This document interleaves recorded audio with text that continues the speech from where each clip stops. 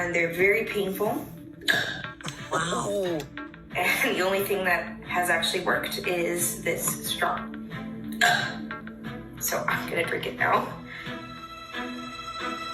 Please let it work.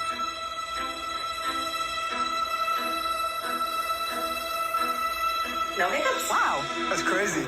Anything that solves a medical problem that really bothers people in one way or the other and has the science to back it up is a good thing.